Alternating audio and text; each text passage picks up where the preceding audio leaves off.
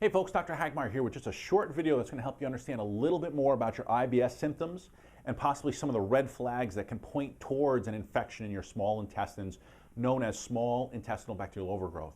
Studies show that 84% of people with an IBS that have IBS on further testing test positive for this infection in their small intestines. And again, I want you to think of SIBO as just one more piece of your GI health puzzle. It's not the only thing that's contributing to your GI problems, but it is a piece of the puzzle that really should be further investigated. Now, I've worked with thousands of patients that have been diagnosed with IBS over the years and many more that are now being diagnosed with SIBO. And again, this is one of the components that is often overlooked. For many people who have GI problems, you go from doctor to doctor to doctor, and every doctor tells you that your colonoscopy, your endoscopy is normal. What I want you to keep in mind here is while it's great to have these cameras and scopes and this technology, the downfall is that they can only reach a small part of your intestines. Realize that your intestines, small and large intestines, are about 25 feet long. And through these scopes and through this camera, we can't see all 25 feet of it. Okay? So while your doctor may say that everything looks normal in terms of what they can see, this may not be the whole truth. Okay? What they're really saying is that based on the limitations of technology, we don't see any signs of cancer. We don't see any signs of celiac disease. We don't see any signs of inflammatory bowel disease like Crohn's or ulcerative colitis. So by diagnostic exclusion, you're told that you have IBS. And while a diagnosis of IBS doesn't really cut it, it really doesn't help most people because it really doesn't say what's wrong with the person.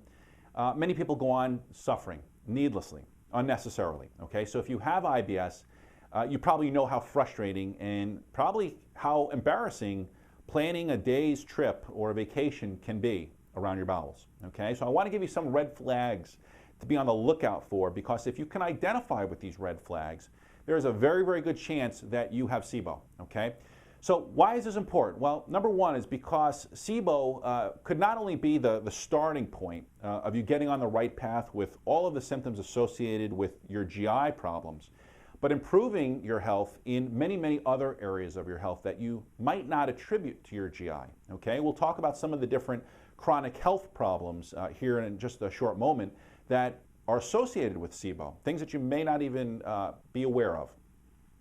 What happens with SIBO is you develop an overgrowth of bacteria, and what happens is the bacteria in the large intestines, they migrate up into the small intestines where they don't belong. And what happens is they take up shop there, they take up residence. And after you eat some sort of starch or carbohydrate or sugar or many other different kinds of fruits and vegetables and grains, they start to give off gas, hydrogen and methane. And the problem with this is because these gases basically make you feel like someone just hooked you up to an air compressor. You know, it feels like someone just shoved a bunch of air into your belly, okay? So besides all the common symptoms of feeling bloated and having constipation, having diarrhea, again, those are all typical IBS symptoms. There are some other symptoms and other red flags that can actually point to SIBO. And so let's talk about those for just a moment. Number one is you actually feel worse when you eat fiber, starch, carbohydrates, or even resistant starches. Many, many people that have GI problems will go on the internet and they'll find out about resistant starches. And resistant starches, the premise behind resistant starches is they act as a prebiotic. So in other words, they feed the good bacteria in your gut, and they actually help restore the gut microflora, the gut environment. And while this may be the case for certain people, this can definitely make a person who has SIBO much worse, okay? So what you can do here is start keeping a 7 to 10 day food diary of what you ate and how you felt. And this might shed a little bit of light on some of the foods that might be aggravating your SIBO. Secondly, people who actually take probiotics, okay? Sometimes if you take a probiotic and you feel worse, part of the reason why here is that probiotic has also had prebiotics added to it. And so if you have a probiotic right now, if you were to take a look at it, you want to look for things like FOS, GOS, inulin, and arabinogalactan. If your probiotic has any of those things, and many of them do, that could be exacerbating all of your symptoms, okay? Number three is you feel worse when you eat certain kinds of sugars, okay? These are going to be things like agave, nectar, sugar alcohols, things like sorbitol and mannitol and xylitol, okay? You also want to pay special attention to things like high fructose corn syrup solids, fructose, pear juice, fruit juice concentrate, okay? All of these things become food for the bacteria and can make you feel even more bloated, more constipated, more fatigued, more difficulty with concentration, and again, more diarrhea. Number 4, you feel better when you take antibiotics, okay? If you have bacterial overgrowth, it only makes sense that if you can decrease the load, the antigenic load, the bacterial load in your body, then you're going to feel better, and that should make sense, right? But the problem here is that, and this is in part what you're not told, is that you need to do a whole lot more than just kill the bacteria. You have to make them and those bacteria not want to come back and set up shop, okay? And I've done many, many videos on that, and so, you know, there is a five-part video series that I've done on SIBO, and so when you're done watching this, that might be something that you want to watch in addition to.